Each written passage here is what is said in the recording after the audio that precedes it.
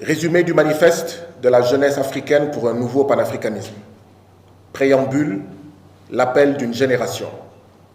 Les révolutions, en tant qu'individus, peuvent être, les révolutionnaires plutôt, en tant qu'individus peuvent être assassinés, mais pas leurs idées.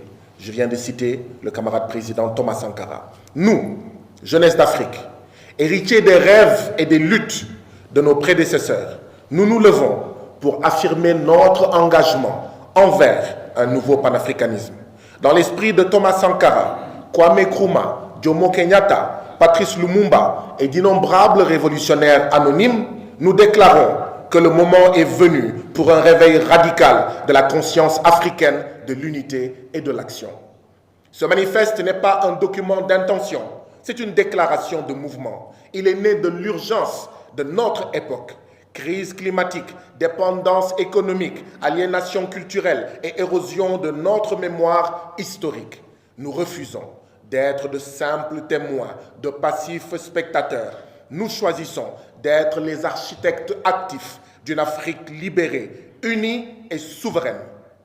Fondation, mémoire, identité et solidarité révolutionnaire. La mémoire comme facteur de résistance.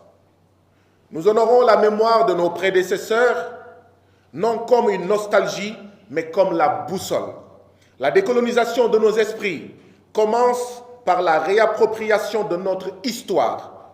La jeunesse africaine exige l'intégration de l'histoire et de la philosophie africaine à tous les niveaux de l'éducation, soutient la création et la promotion de plateformes qui préservent les traditions orales, les savoirs endogènes et les archives révolutionnaires, célèbre les devanciers à l'image de Thomas Sankara, non comme des icônes, mais comme des modèles d'intégrité, d'engagement, de courage et de service. C'est pourquoi nous faisons nôtre cette assertion de Thomas Sankara. Les ennemis d'un peuple sont ceux qui le maintiennent dans l'ignorance.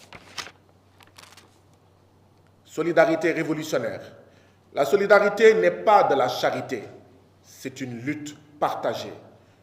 Nous nous engageons à construire des réseaux de mouvements dirigés par des jeunes à travers les frontières, soutenir les causes de libération, de justice et de dignité partout où elles émergent sur le continent, utiliser les plateformes numériques pour amplifier les voix locales et coordonner l'action collective. Action, institutions, gouvernance et éducation. Conditions institutionnelles.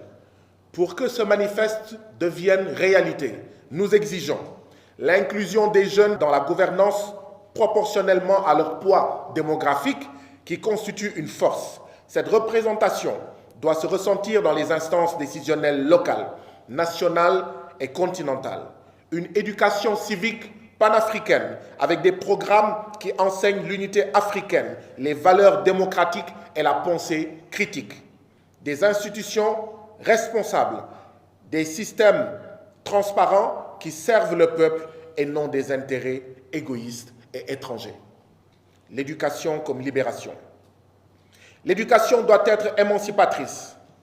Nous appelons alors à un accès libre et équitable à une éducation de qualité à travers toute l'Afrique. Des investissements dans les domaines des STEM, sciences, technologies, ingénierie, mathématiques, ainsi que les arts et savoirs endogènes. La protection de la liberté académique et du militantisme étudiant. Conscience géopolitique. La jeunesse africaine doit comprendre et s'engager dans les dynamiques de pouvoir mondial. Nous devons résister aux modèles économiques néocoloniaux et aux pièges de la dette. Défendre les positions africaines dans les instances internationales. Construire des alliances stratégiques fondées sur le respect mutuel et la souveraineté. Vision, valeurs, aspirations et voies à suivre. Valeurs fondamentales.